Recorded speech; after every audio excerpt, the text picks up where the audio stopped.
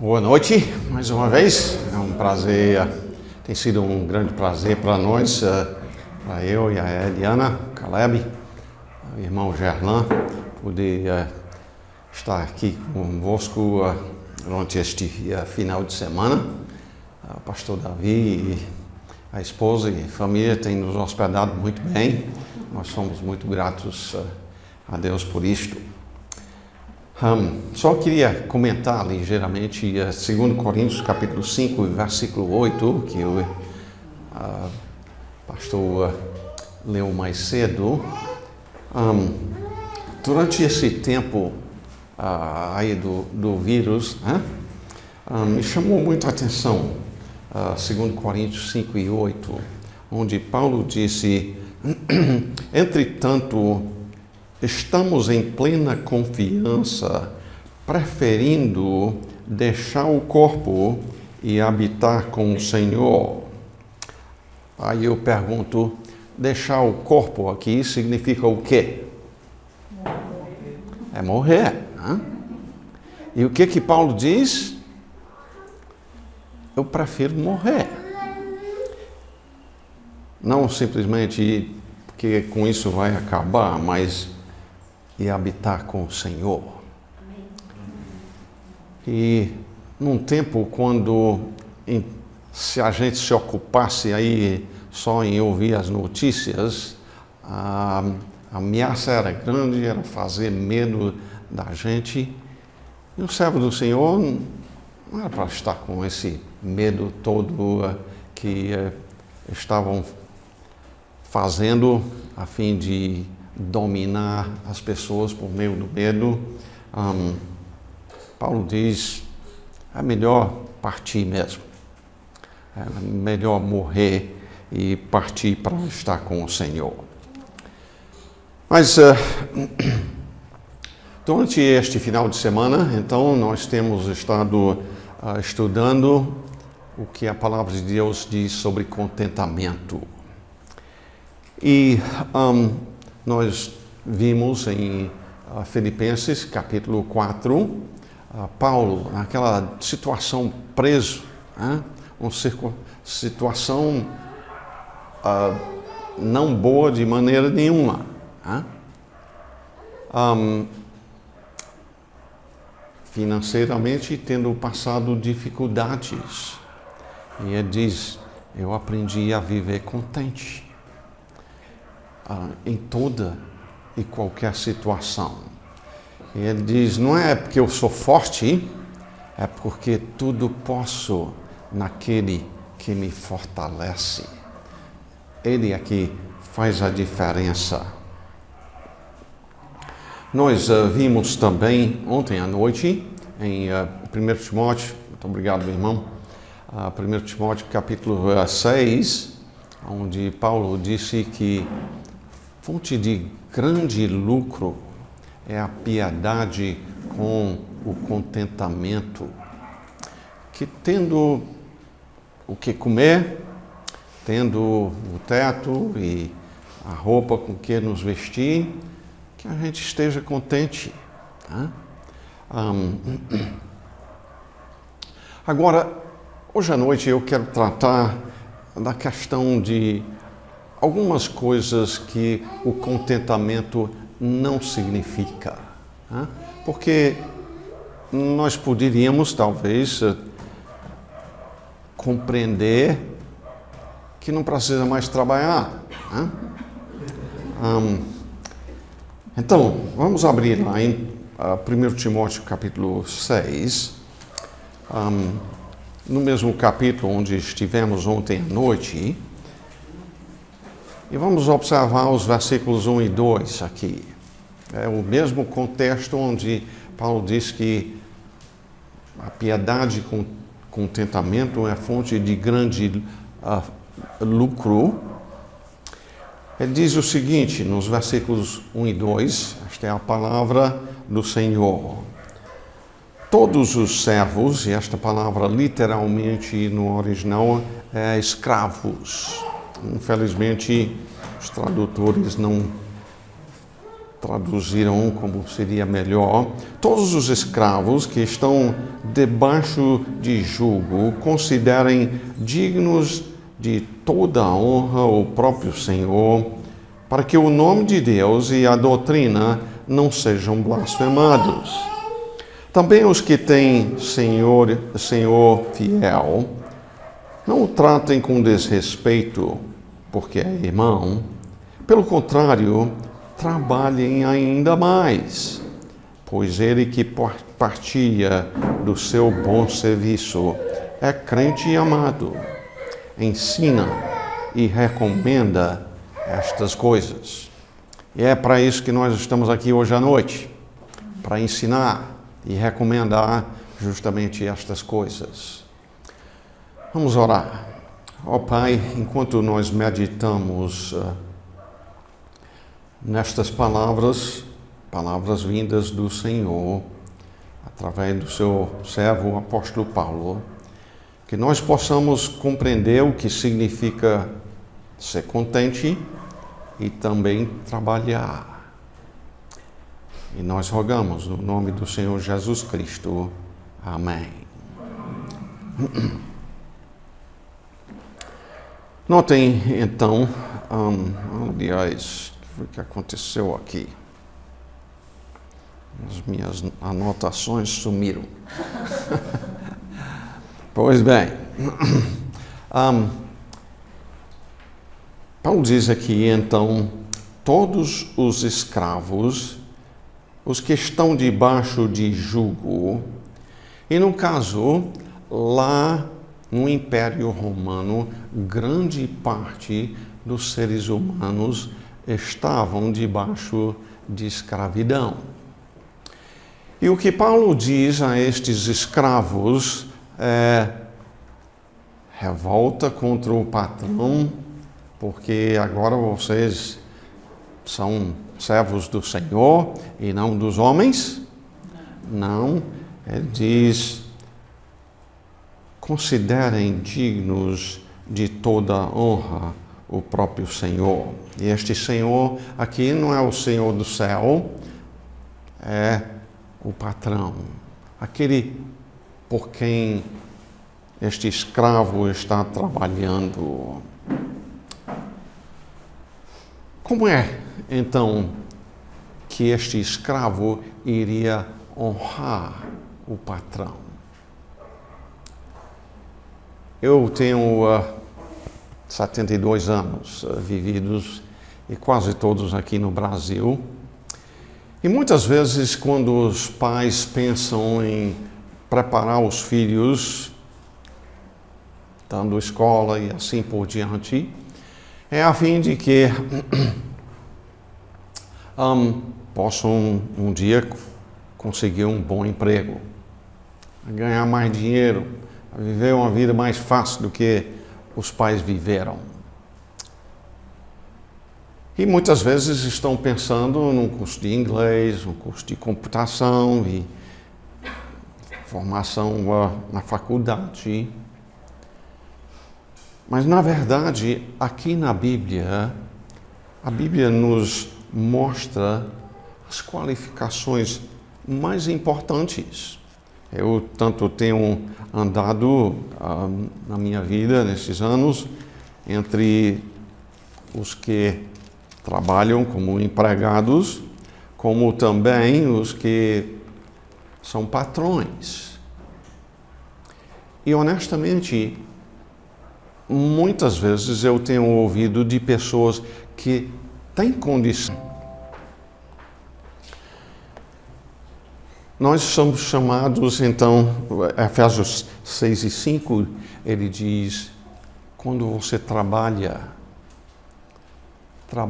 como para Cristo.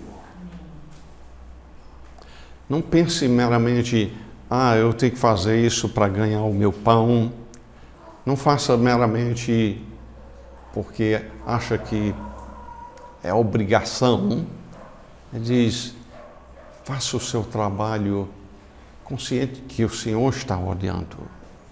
Faça com diligência o seu trabalho. Faça com capricho, bem feito, o trabalho. Muitas vezes a pessoa faz o trabalho só para escapar com o mínimo que pode. Né? Olhe comigo por um instante a 1 Pedro.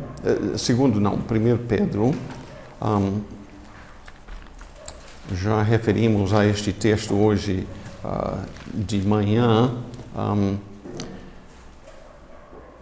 mas eu queria, neste contexto aqui, em 1 Pedro 2:18, Pedro diz: servos, sede submissos, com todo o temor ao vosso Senhor, não somente se for bom e cordato, mas também ao perverso. Paulo diz: você tem um patrão daqueles ruim, que só vive a reclamar, nunca agradece o que é feito, sempre está ali xingando. Pedro diz: seja submisso até para este. A pergunta em relação a contentamento aqui seria: como é que eu posso trabalhar nesse tipo de ambiente contente? E a resposta está nisto: reconhecer que o Senhor é soberano. O Senhor nos colocou ali naquele lugar para servir a Ele, para ser uma testemunha lá de uma vida transformada pelo Evangelho para a glória do Senhor. Faça com que o patrão venha a dizer: mas esse trabalhador aqui, por ser um crente no Senhor Jesus Cristo, esse aqui eu posso confiar. Eu não preciso estar olhando, estar em cima, porque senão ele não trabalha como tantos outros. Esse aqui, Cristo tem feito alguma coisa na vida dele e eu preciso disto também. Essa é a ideia. Mas voltando aí ao nosso texto em 1 Timóteo 6, ele continua dizendo, cadê meu texto aqui? 1 Timóteo capítulo 6, versículo 2.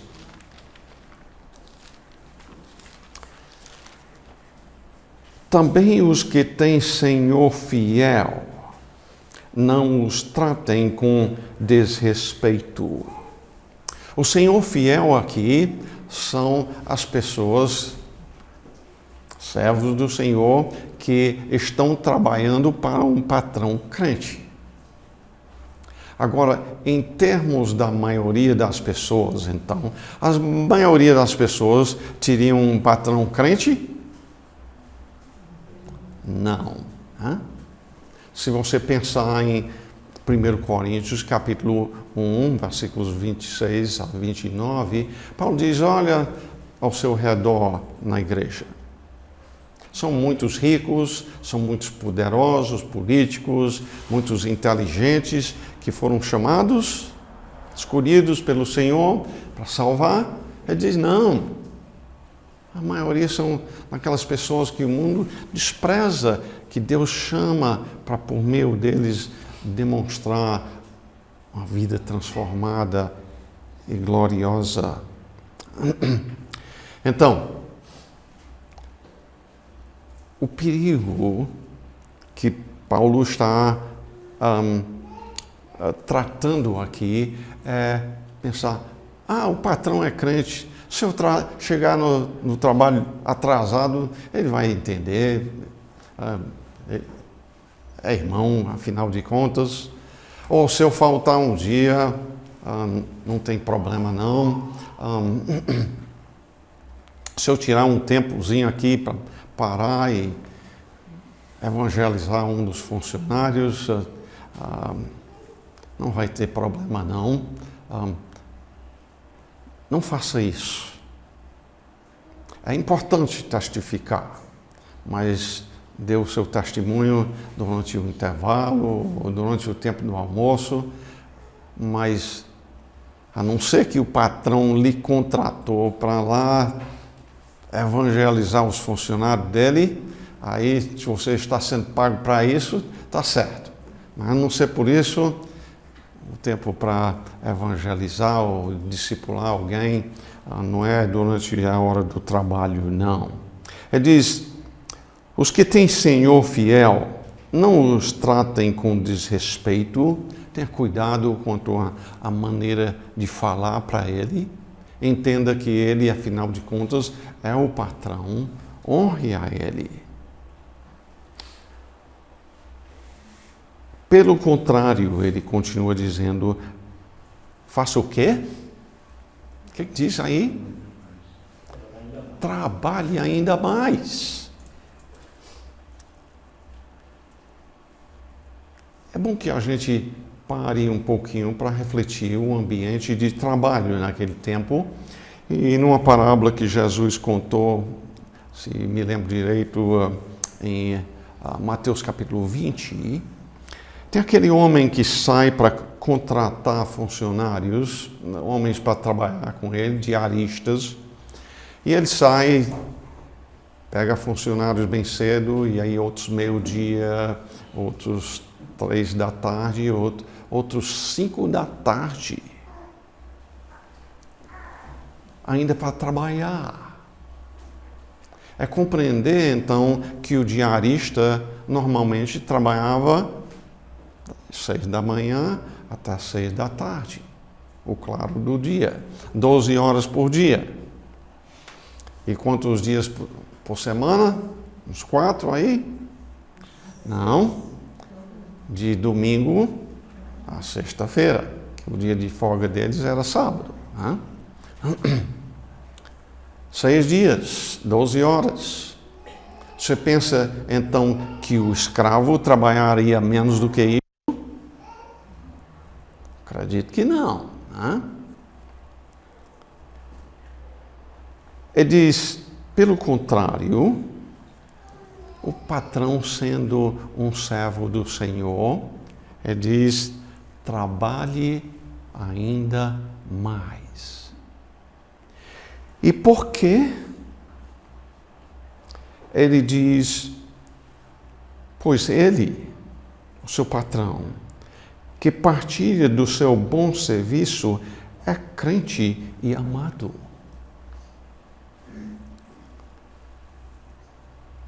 Primeiro João capítulo 5 diz que se nós amamos o Senhor, isto vai resultar em a gente amar os demais que são regenerados por Ele também. Os demais crentes. E ainda que seja patrão e que ele tenha mais em termos de bens do que você. Paulo diz, trabalhe ainda mais, porque ele é crente. Ele é um filho do Senhor. Ele é irmão, é amado. Agora, talvez você notou que nós passamos por cima de uma parte do versículo 1 e eu quero voltar lá agora. Por que é que a palavra de Deus nos dá estas instruções? No final do versículo 1 diz, para que o nome de Deus e a doutrina não sejam blasfemados. A maneira que a gente trabalha ou deixa de trabalhar vai afetar o que o patrão pensa de Deus e do ensino bíblico. Eu tenho gostado durante os anos de falar sobre como as instruções bíblicas afetaram alguns homens quase 500 anos atrás. Durante o tempo, eu ouvi eu estou contando essa história, um pastor americano contou isto lá em Fortaleza, alguns anos atrás. Durante a Idade Média, o ensino da Igreja Católica Romana era que o único trabalho que chegava a agradar a Deus era ser padre ou freira. Fora disto, nada importava para Deus. Então, com isso, as pessoas tinham um grande incentivo para trabalhar. Se não valia nada para Deus, só fazia naturalmente o necessário. Mas um dos servos do Senhor do tempo da Reforma foi João Calvino. Um servo do Senhor que se dedicou em muito à exposição das Escrituras. E quando os ouvintes da palavra ouviram, por exemplo, Efésios capítulo 6, versículos 5 a 8, instruindo que era para fazer o trabalho como para o Senhor. Isso motivou as pessoas a trabalharem. João Calvino serviu ao Senhor lá na Suíça. Este servo do Senhor, então, nos mostrou que lá na Suíça, a Suíça é famosa em termos de produção de relógios. E ele, então, nos mostrou um relógio daquela época, mais de 400 anos de produzido e funcionando ainda. Imagine só. Hoje muitos não têm mais relógio porque o celular tomou o lugar, né? Mas o relógio que você compra funciona 400 anos, funciona uma 10ª parte disto, 40 anos. Olhe lá se funcionar um 100º disto, 4 anos, não é? Qual é a diferença? Homens que ouviram a palavra de Deus e fizeram relógios para o Senhor. Mas ainda tinha um pouco mais da história. Um relógio que funciona depois de 400 anos é feito para pessoas pobres.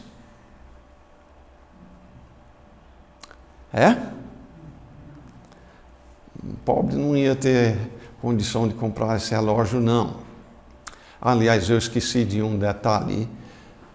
Não era só o relógio, mas cada vez que chegasse a 12 horas, tinha uma figura de Moisés batendo na rocha, e a rocha abrindo, e pessoas lá embaixo com copo para pegar água.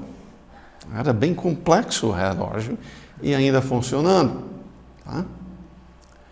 Pois bem, esses homens então, porque fizeram o seu trabalho como para o Senhor, com capricho, com dedicação, com esforço, eles ganharam muito dinheiro. E o que fizeram foi que me chamou muito a atenção. Eles estavam tão convictos de que o trabalho honrava ao Senhor, que eles deram muitos daqueles bens ao Senhor com medo de uma coisa, que era que os filhos não trabalhassem. Que os filhos iam simplesmente dizer: tem fartura aqui para muitos anos, não dá para eu ser um filho pródigo e gastar aí e não acaba nunca. Pessoas contentes sim, contentes a trabalhar, servindo ao Senhor, enriqueceram, mas não foi por amor do dinheiro, não foi por cobiça, foi por fazer o trabalho como para o Senhor. Então, com isso estou procurando demonstrar um pouco mais quanto à questão de contentamento, que não significa que a gente não trabalha, mesmo já tendo o que comer. Não significa ser preguiçoso. Envolve diligência no trabalho. Mas, além disto, cabe a pergunta: se eu sou contente, então eu posso orar, eu devo orar. E para isto eu quero que vocês abram a Mateus capítulo 6, onde Jesus ensinou os seus discípulos sobre isto. E mais uma coisa em relação a contentamento. Contentamento não significa que a gente não vai orar mais e pedir ao Senhor o que necessitamos e até mais do que isto. Jesus ensinou os seus discípulos isso aqui cedo no seu ministério, Mateus 5, 6 e 7, é conhecido como o Sermão do Monte, pregado cedo no seu ministério, para aqueles que estavam seguindo a ele. Ele diz: portanto, vós orareis assim: Pai nosso que estás nos céus, santificado seja o teu nome. Venha o teu reino. Faça-se a tua vontade, assim na terra como no céu. Os 3 primeiros pedidos são feitos a favor de quem? Nota bem, santificado seja o teu nome. Venha o teu reino. Faça-se a tua vontade. É muito fácil nós chegarmos diante do Senhor e correr logo atrás de pedir alguma coisa para nós, não é? E Jesus disse que nós devemos estar pensando em buscar aquilo que honra a Ele. De que o nome dEle seja santificado ou honrado, tratado com respeito, que significa que a gente não simplesmente diz, oh meu Deus, ou uma expressão assim, sem nem estar pensando no Senhor, usando o nome dele em vão. Quebrar um dos 10 mandamentos desta forma. Mas além de honrar o nome dele, respeitando, tratando com dignidade, continua dizendo, faça-se a tua vontade. Desculpe, eu passei por cima de venha o teu reino. Ele sendo o Senhor do universo, Ele é quem deve governar. Ele é o Senhor dos senhores, é o Rei dos reis. Ele governa sobre estes. Deve ser um conforto para nós, numa situação, num ambiente de muito conflito, lembrar que o Senhor está acima das autoridades. Nabucodonosor, por exemplo, poderoso, prestava contas a ninguém. Ele matava quem queria e elevava a quem queria. E um dia, falando orgulhosamente em Daniel capítulo 4. Deus diz: Nabucodonosor, acabou o seu reino aqui. Eu vou tirar o seu juízo, vou te fazer tipo um animal, até que você aprenda que tem um Senhor acima de ti, o Senhor dos senhores. E no mesmo instante, Deus tirou o juízo dele. Ele passou a viver por 7 anos como um animal. O Senhor pode fazer isso hoje em dia e muitas outras coisas para tirar um perverso. Além disto, o Senhor depois restaurou o juízo dele e depois de viver como um doido, ele volta a reinar de novo.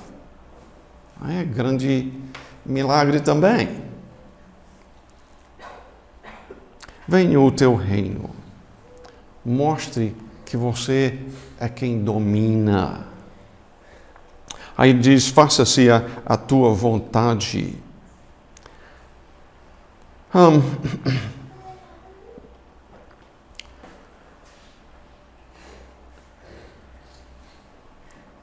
Isto reconhece que muitas vezes a vontade de Deus é revelada aqui nas Escrituras, não é feita. Ele, por exemplo, diz: não adulterarás. Você conhece alguém que já adulterou? Não fez a vontade do Senhor, não é?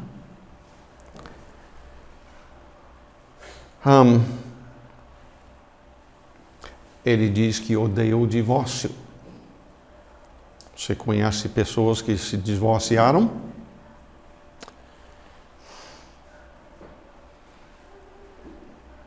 Ele diz que o homem deve amá-lo de todo o coração. Pessoas deixam de amá-lo de todo o coração.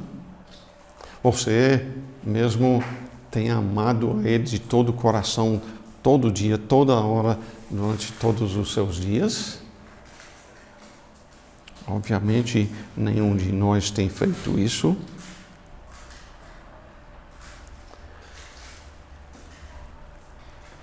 Às vezes, pessoas que deveriam amar o Senhor de todo o coração passam um dia sem ler a Bíblia e meditar nela, sem nem orar. É viver como que ele nem existisse. Isto, ignorando ele, não é amá-lo de todo o coração. Lá no céu, Jesus diz: a vontade de Deus sempre é feita. Faça-se a tua vontade, assim na terra como no céu, que lá é feito sempre a vontade do Senhor. Não estou dizendo que nunca tem ocasião, a gente não precisa orar mais rápido e não tem tempo para isso. Quando Pedro estava caminhando por cima da água e começou a afundar, ele não disse: Pai nosso que estás no céu, santificado. Ele já estaria mergulhado bebendo água antes de terminar essa parte aí, né? Ele só grita: salva-me, Senhor. Mas o que estou dizendo é, grande parte do tempo a gente deveria estar separando o tempo para pedir aquilo que interessa ao Senhor. Mas não é ficar só nisto. Jesus também passou a falar de orar por nossas necessidades. Ele diz: o pão nosso de cada dia dá-nos hoje. E deve chamar a nossa atenção aqui que esta parte onde pedimos para nós ainda não é no singular. Não é me dê o pão que eu preciso, perdoe os meus pecados,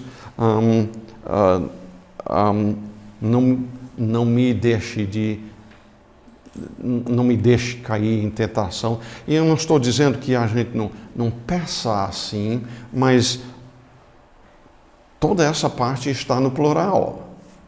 É o pão nosso, é nossas dívidas. E não nos deixes cair em tentação. É plural, é pensando na família, nos irmãos em Cristo e em outros também.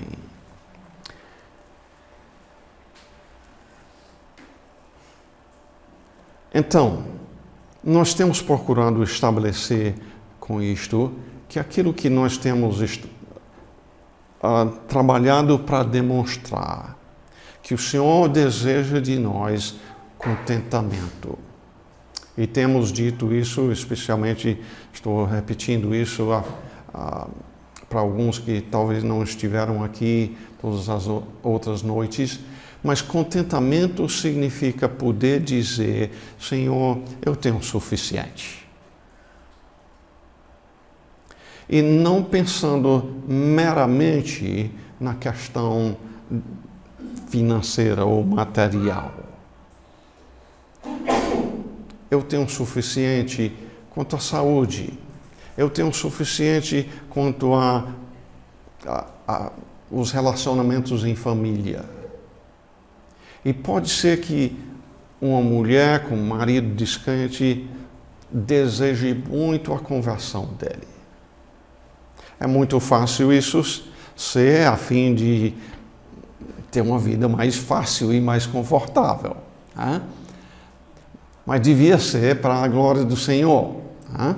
Mas falhos que nós somos, ainda entra muito o nosso próprio desejo. Mas podermos dizer: Senhor, eu tenho o Senhor. E por isso eu tenho o suficiente. Eu tenho o que preciso. Sim, Senhor, eu desejo muito a conversão do meu marido ou da minha esposa. Salve-o e continuar orando a esse fim. O Senhor não é contra que a gente ore por essas coisas. Mas, ao mesmo tempo, contente, dizendo: Senhor, o Senhor, em ter perdoado os meus pecados, já me deu muita coisa que eu não mereço.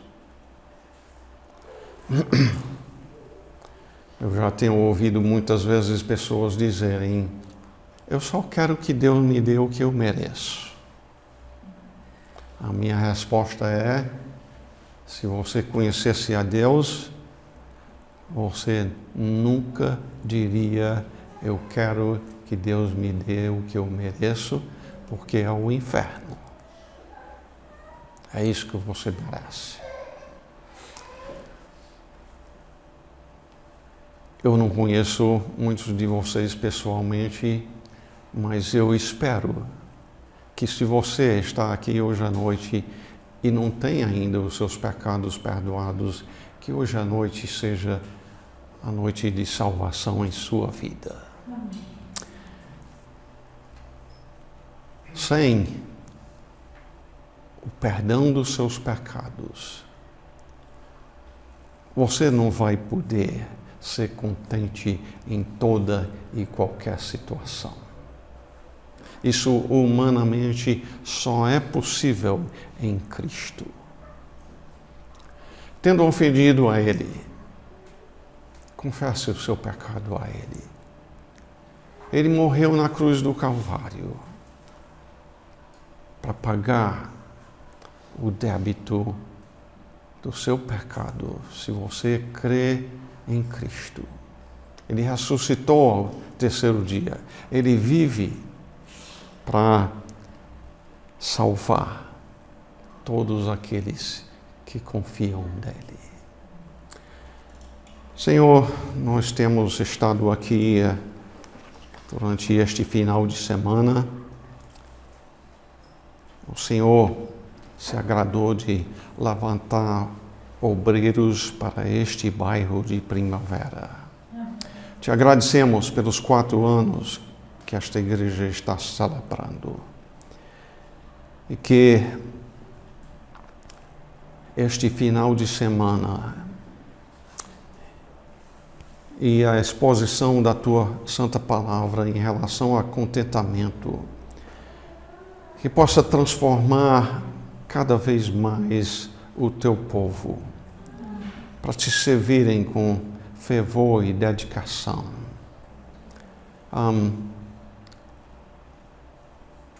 Não tendo como o mundo amor do dinheiro, de forma que se dedica tanto ao trabalho que não tem tempo para levar o Evangelho aos perdidos. Isso seria muito triste, porque afinal de contas, tudo fica aqui. E que o Senhor glorifique assim o Teu santo nome, por meio do trabalho deste grupo, por meio de Suas orações, a fim de que o contentamento seja expresso e o Senhor glorificado. Nós rogamos assim no nome de nosso Senhor Jesus Cristo. Amém. Deixa eu só concluir hoje à noite recomendando estes 2 livros, Sabedoria para Crianças e Prudência para Crianças. São livros especialmente estudo para crianças do livro de Provérbios.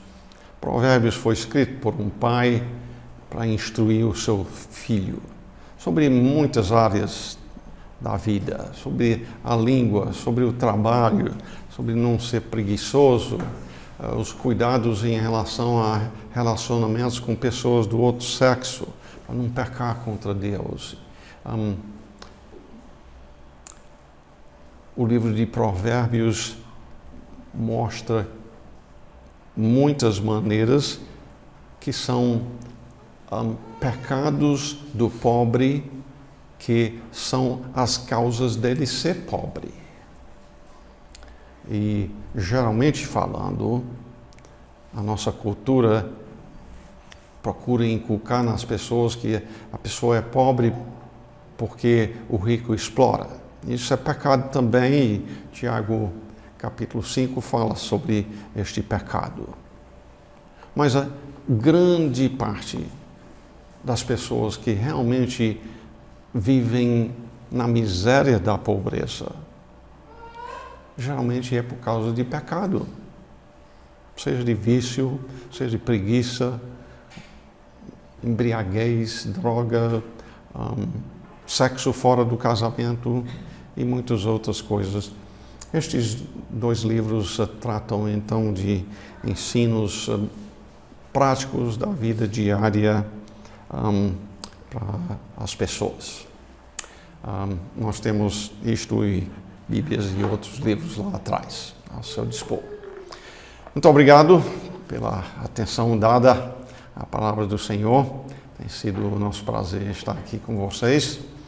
Amanhã estamos retornando para casa, inclusive fazendo uma visita no retorno amanhã à tarde, Deus permitindo, mais perto de Salvador, uma família que a gente não conhece ainda, mas estão dizendo que lá não tem igreja boa e pedindo conselho quanto a isso. Convertidos só há uns 3 meses, eram católicos muito fervorosos, muito praticantes. Ore que Deus possa nos usar nessa visita amanhã à tarde.